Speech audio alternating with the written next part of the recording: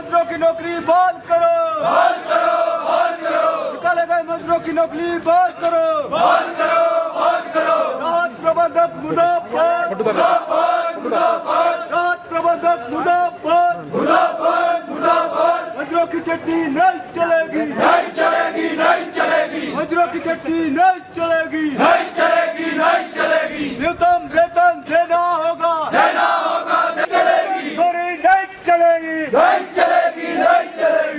इसलिए चाहे वो डीसी ऑफिस हो, चाहे सरमाएदारों का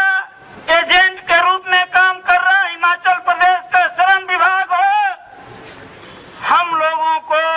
सारे ऑफिसों का जो है संडे को घेराबंदी करनी पड़ेगी और जो टेबल के नीचे से पैसा अधिकारियों के पास आता है उस पर रोक लगाना पड़ेगा। ये जिम्मेदारी जो है सीटू को और होटल मजदूर लाल झंडा यूनियन के प्रत्येक कर्मचारी को लेना होगा, प्रत्येक सिपाही को लेना होगा। अगर अपने आप को यहाँ पर जिंदा रखना है तो ये कदम उठाना हम लोगों को जरूरी। आज बड़े शर्म की बात है यहाँ पर कि यहाँ पर जिलाधीश महोदय पर बैठते हैं, जिले में कानून व्यवस्था बरकरार रखना उनकी जिम्मेवारी है, लेकिन मैं सरकार के और जिलाधीश महोदय का अगर कोई सीआईडी अधिकारी हो, उनके ऑफिस का अधिकारी हो, तो हम ये भी बताना चाहते हैं जिलाधीश महोदय को कि अगर कानून व्यवस्था बरकरार रखना आपकी जिम्मेवारी है तो लोगों को न्याय दिलाना भी आपकी जिम्मेवारी है। सिर्फ डंडे बरसाना लोगों पर आपकी जिम्मेवारी नहीं है। मैं ये कह रहा था कि आज जो यहाँ पर ये धरना और प्रदर्शन शुरू हुआ है संडे के दिन, ये सिर्फ आज के लिए नहीं है, ये सिर्फ संडे और मंडे के लिए नहीं है, बल्कि CITU ने तय कर लिया है, हिमाचल होटल मजदूर लाल झंडा यूनियन ने तय कर लिया है कि जहां पर हम राहत के मालिक के खिलाफ संघर्ष चला रहे हैं, यहाँ के प्रशासन के खिलाफ भी हमारा संघर्ष जारी रहेगा, क्योंकि हमारे संगठन का मानना है कि जितना कसूरवार राहत का प्रबंधक है उससे कहीं ज्यादा कसूरवार जो है यहाँ का जिला प्रशासन है, जो कि अपने ही बनाए हुए कानून को लागू नहीं करवा पा रहा है। इसलिए लड़ाई जो है आगे चलती रहेगी और इस आंदोलन को और तेज किया जाएगा, पूरे शहर के अंदर फैलाया जाएगा और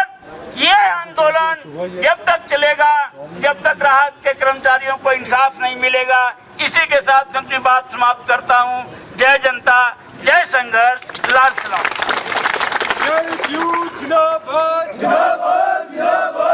प्रबंधक मुर्दाबाद, के मजदूरों की नौकरी बहाल करो। आप सभी जानते हैं कि बड़े लंबे टाइम से इस शिमला शहर के अंदर ये जो रात के नाम पे एक होटल यहाँ पे चलता है, उस रात के अंदर जो 1 महीने से जो मजदूरों के साथ वहाँ पे छटने का एक दौर शुरू किया गया है। आप तमाम साथी इस बात को भलीभांति जानते हैं कि जो रात का जो मजदूर वहाँ पे पिछले 1 महीने से जो सड़कों पे है, वो किस बात को लेके आज जो रात का मैनेजमेंट है वो ऐसा तौर तरीका करने का प्रयास कर रहा है। रात का जो मैनेजमेंट है, जब वहां का जो मजदूर वहां पे 2 साल से 3 साल से काम करता था और उसके साथ जो वहां पे मिनिमम वेज है और जो छुट्टियों को लेके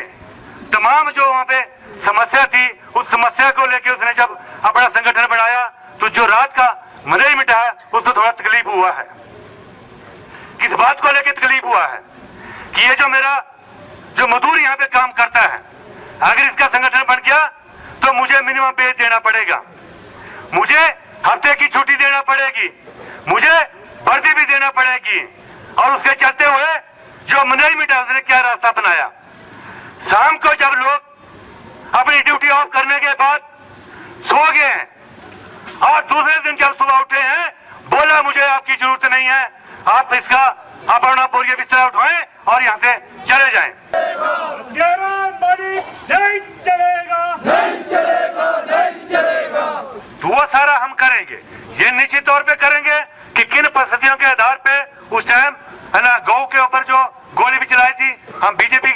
भी अपील करेंगे कि आप बहुत बड़ा है ना रट तो लगाते हैं कि हम गौ के रक्षक हैं, लेकिन जब रात के ऊपर ये सारा सब कुछ हुआ था उसके बाद इन्होंने क्या किया, लेकिन ये सारी बातें चलती रहेगी। हम आपसे तमाम साथियों से अपील करेंगे कि आज से बाद ये जो नया दौर नया मोड़ है ना, ये जो हमारे सामने है और ये जो हमने तय किया है, इस मोड़ को आगे ले जाने के लिए और रात का जो मजदूर है इसको निश्चित तौर पे नौकरी पे रखने के लिए तमाम साथी दिन रात जो है इस आंदोलन के साथ, इस झंडे के साथ और रात के मजदूरों के साथ खड़े होकर इसी के साथ मैं अपनी बात खत्म करता हूँ। जय जनता, जय संघर्ष।